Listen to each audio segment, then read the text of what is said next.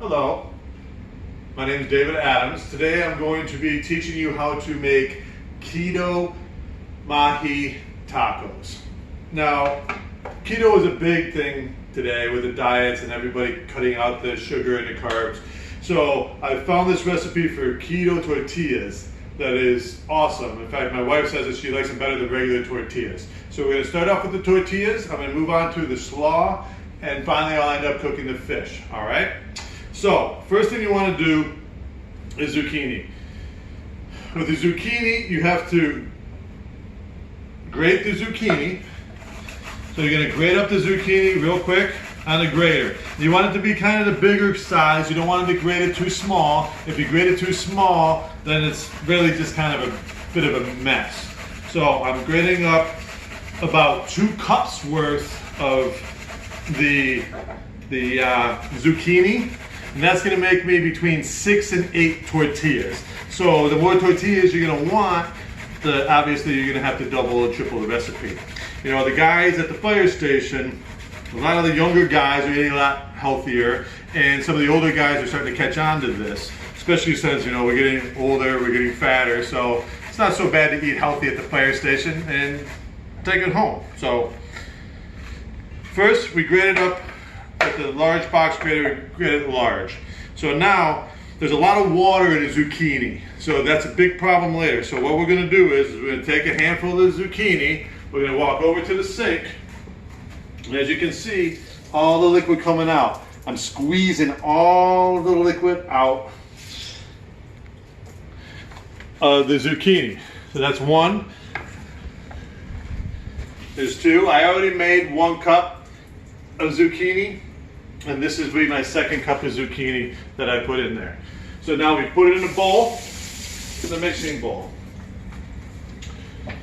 So after we put the zucchini in the mixing bowl, we're going to go ahead and move this stuff out of our way.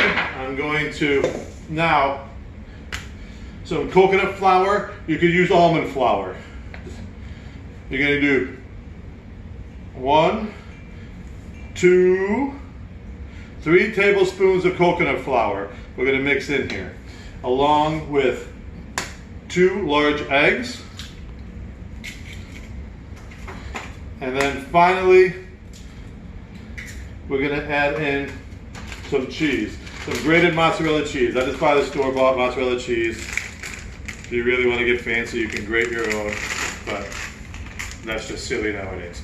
So we're going to do a full cup of mozzarella cheese.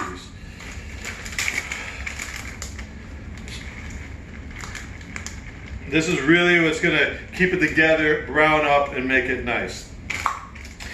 To make it a little bit more Mexican, I like to add a little bit of cumin. Cumin adds a little bit of Mexican flavor. They say to add oregano. Oregano actually in this recipe is kind of strong.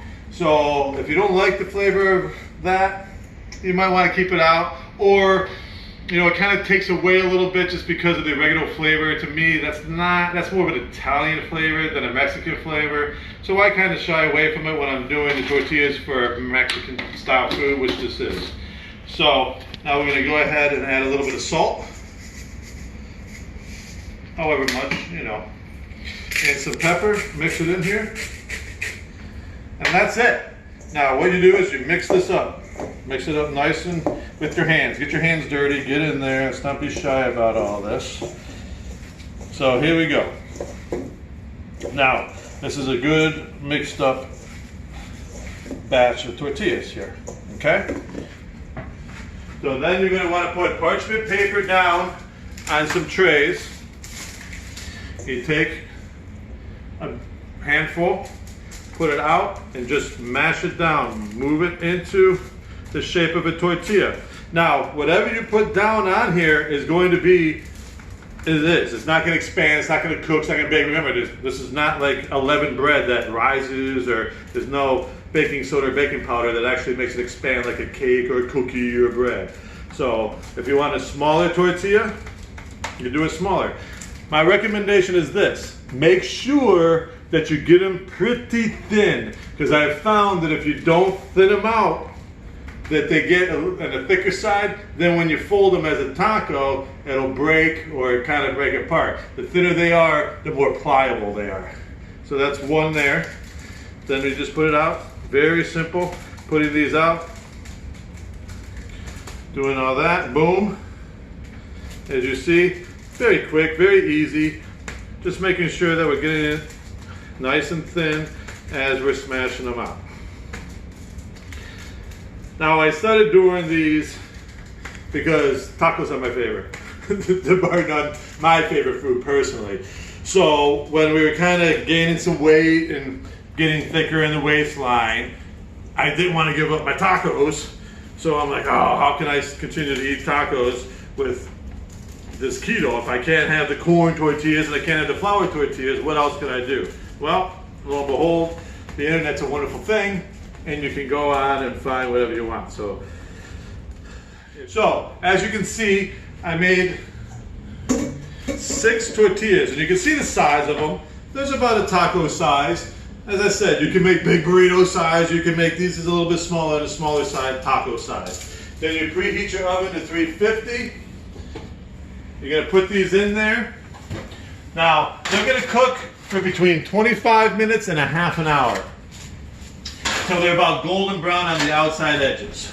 I have some here that I've completed, and as you see, what they look like. This is the bottom side. So this is about what they're gonna look like when they're on the trays. And as I said, see, this is a nice thin one.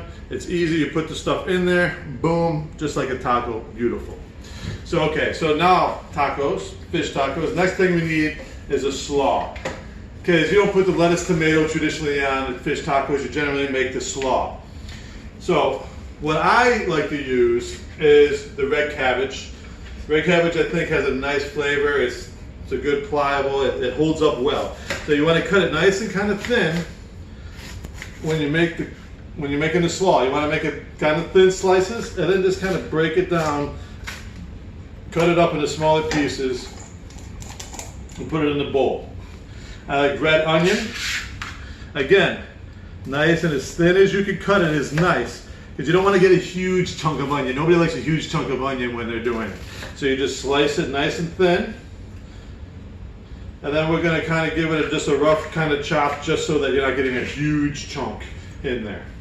Some radishes. I love radishes. Radishes add a like peppery flavor to it. So you cut off the ends. I like to use the bigger ones. Use the bigger ones. You cut it in half, and quarter. So now it's in 4s. Take it and just make it like little sticks. So that way it gets in there. It gets mixed all in with everything.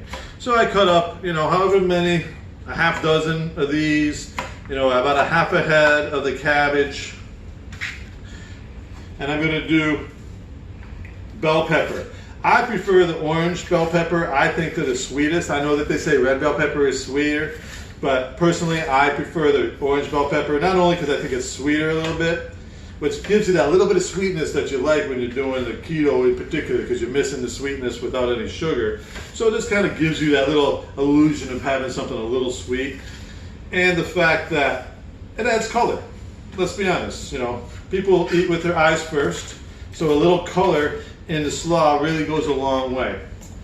So now we cut all these vegetables up. We're going to put them in the slaw here. Mix it up with our hands, as you see. See now, you have a little bit of the white from the radishes, the yellow from the bell pepper. I'm going to add a little bit of lime. Squeeze some lime juice on there. Boom. Give it a little lime twist to it. Give it some olive oil. Olive oil is good for eating raw. Olive oil technically is not supposed to be cooked with, but we'll kind of go over that a little bit when I'm cooking the fish in just a minute. So you mix all that up. Maybe give it a little bit of salt as well. Give all that a whirl. And since this is Mexican, I have my cilantro. I'm gonna go ahead and get a little bit of cilantro mixed in here, nice. And just chopped up nice. Now remember, cilantro goes a long way, so you don't want to get too crazy with your cilantro. Cut it up nice. Boom, put in there. there's a slaw. I'm telling you right now, you make this slaw, you can put it on fish tacos, shrimp tacos, even like pulled pork tacos.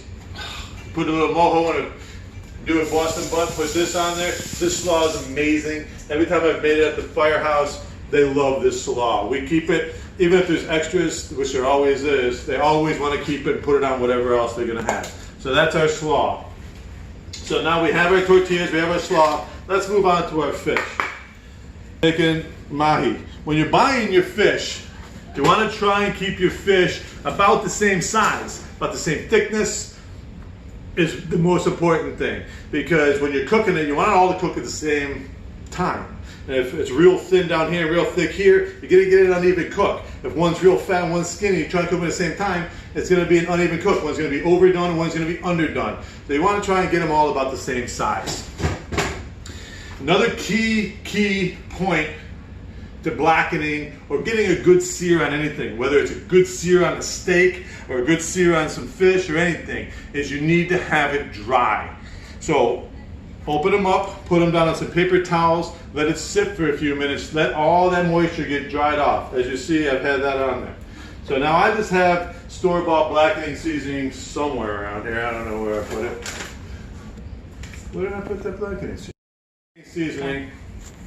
Got just a store-bought, whatever, blackening seasoning. Shake it on liberally.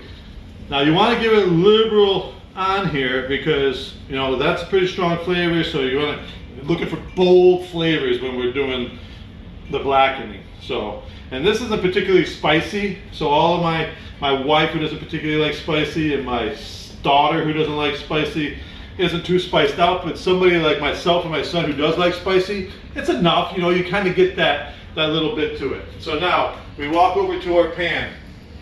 Now, you want to get your pan hot. The key to searing and blackening is getting a nice hot pan.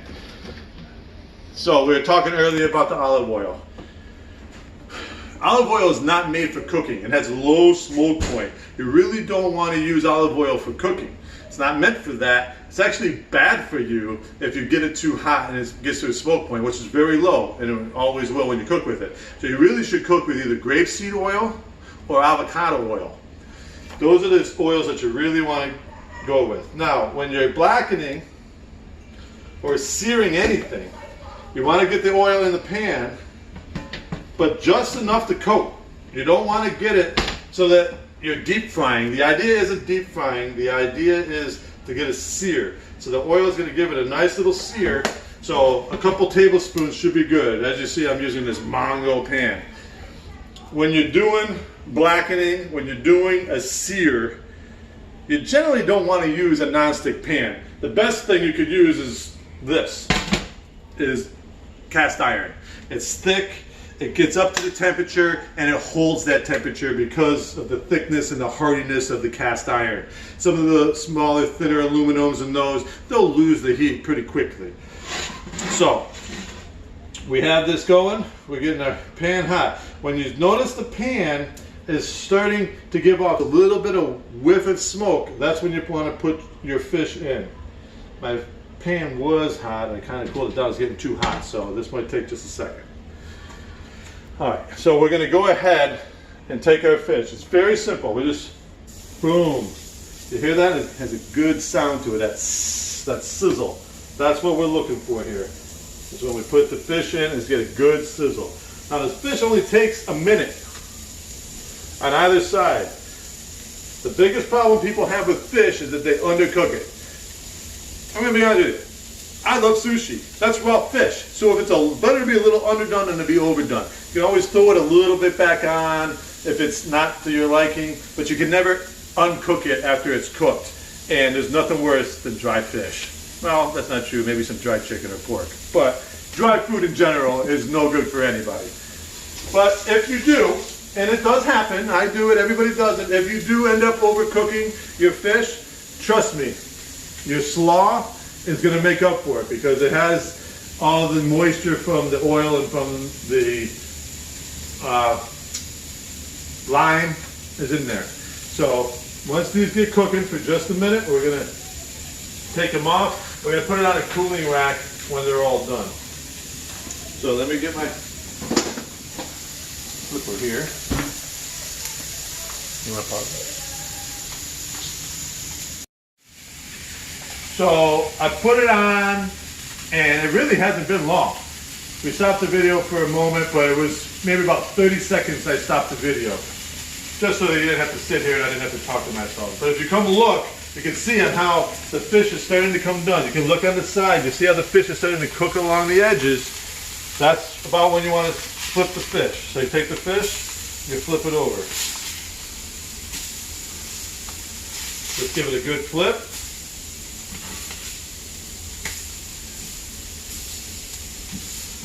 You need to add just a little bit of oil just to give a nice little coat, searing going on there. So add some oil.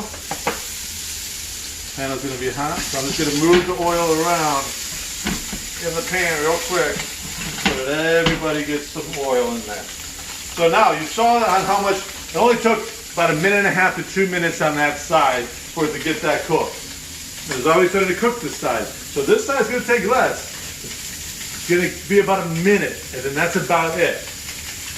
It's very easy to overcook the fish, so be careful. As you see, there's a lot of smoke that comes off. That's the problem with blackening, is it'll set off your smoke alarm, so you want to turn on your fan or crack a window so that the smoke goes out, or both. So that's about it. As you see, that took a total of 3 minutes for this fish to be done.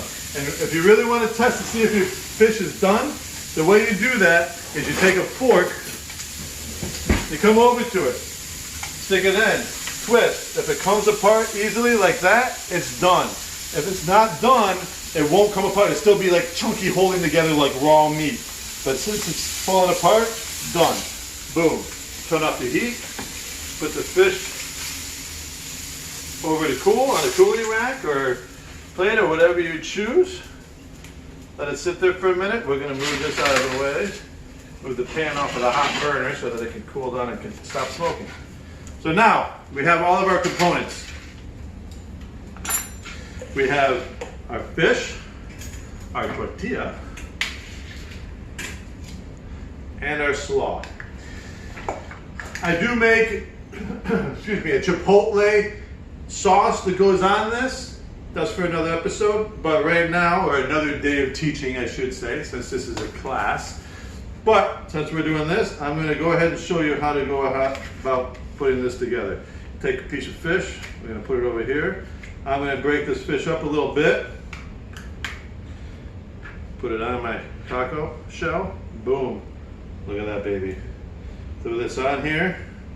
If you like a little extra heat, you can put some jalapeno. If, like I said, you can put some sour cream or my chipotle sauce, and I'm telling you, huge hit. It'd be a huge hit at home, huge hit at the fire station.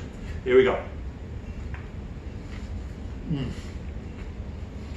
I'm telling you now, you make this, you'll never go back to regular shells. These keto shells are even better. The mozzarella cheese gives it a little bit of the saltiness that comes out in the actual shell. The cumin I put in there adds that little bit more of the Mexican flavor. The blackening, excellent. So, I hope you've learned